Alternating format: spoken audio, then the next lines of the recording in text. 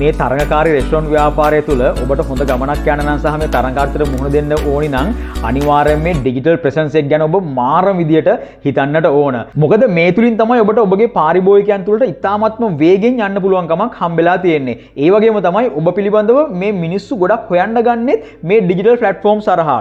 ඉතින් ඔබ දන්නවා සාමාන්‍යයෙන් මේ අපි වුණත් කොහොයිද රෙස්ටොරන්ට් එකට යන්නේ කියලා බලන්න ඉස්සෙල්ලාම Google එකට ගිහිල්ලා බලලා වැඩිපුරම කමෙන්ට්ස් ඇවිල්ලා තියෙන්නේ මොන වගේ කෑම වලටද ඒ වගේම මේකේ රිවිව්ස් කොහමද ඒතර බෑඩ් රිවිව්ස් ඇවිල්ලා තියෙනවා මොන වගේ දේවල්ටද බෑඩ් රිවිව්ස් ඇවිල්ලා තියෙන්නේ මෙන්න මේ වගේ දේවල් පිළිබඳව ගොඩාක් පාරිභෝගිකයෝ දැන් වෙනකොට අවබෝධයෙන් ඉන්නේ ඒ නිසා මේ ඩිජිටල් ප්‍රෙසන්ස් එක අනිවාර්යයෙන්ම වැදගත් වෙනවා මේ රෙස්ටොරන්ට් ඉන්ඩස්ට්‍රිය තුල මේ තරඟකාරීත්වයට මුහුණ දෙනකොට මේ තරඟකාරීත්වයට මුහුණ දෙන්න තවත් ඉතාමත් වැදගත් කාරණාවක් තියෙනවා ඒ තමයි ඔබ ලොයල්ටි ප්‍රෝග්‍රෑම් එකක් ඔබේ රෙස්ටොරන්ට් එක තුල රන් කරන්නට ඕන මොකද ලොයල්ටි කස්ටමර්ස්ලා කියන්නේ අපි අලුතෙන් එන කස්ටමර්ස්ලට වඩා ඉතාමත්ම පරිස්සමෙන් ඉතාමත්ම ඕනෑකමින් රඳවා ගන්න ඕන කණ්ඩායමක්. මොකද එයාලා ලොයල්ටි වෙලා තියෙන්නේ ඔබගේ රෙස්ටොරන්ට් එක පිළිබඳව උන්ට හොඳ අවබෝධයක් තියෙන නිසා. එතකොට අන්න ඒ වගේ ලොයල්ටි කස්ටමර්ස්ලව තවදුරටත් අපේ බිස්නස් එක තුල රඳවා ගන්නට ඔවුන්ට ලොයල්ටි පොයින්ට් සිස්ටම් එකක් එහෙම නැත්නම් ඔවුන්ට මොන හරි ෆ්‍රී ඉෂුව එකක් වගේ දේවල් වලින් ඔවුන් තව තවත් මේ බිස්නස් එක තුල රඳවා ගන්නට ඔබ උත්සාහ කරන්නට ඕන. අනිත් තරඟකාරී ආයතන වලට නොයා ඔබගේ රෙස්ටොරන්ට් එකට එන්නටම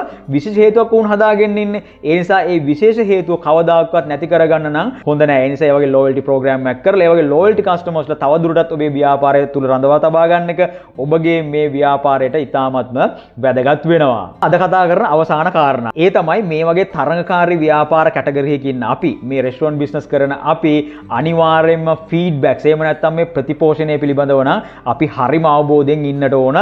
මේ ෆීඩ්බැක්ස් ගැන අපි හරිම හොඳින් ක්‍රියාත්මක වෙන්නම ඕන.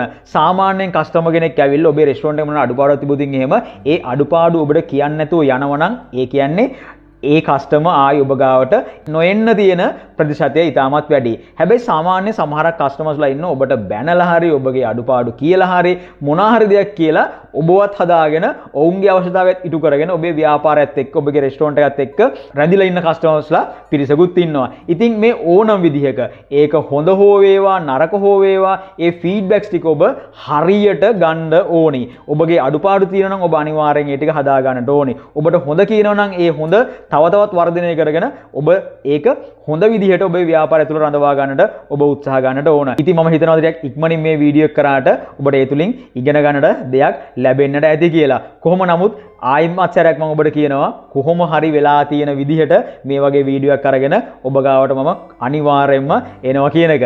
එහෙමනම් මේ වගේ වැදගත් වීඩියෝ එකකින් නැවත වාරයක් හමු වීමේ බලාපොරොත්තු ඇතුව අදට මම සමගන්නවා මම ලක්මාල් පතිරත්න.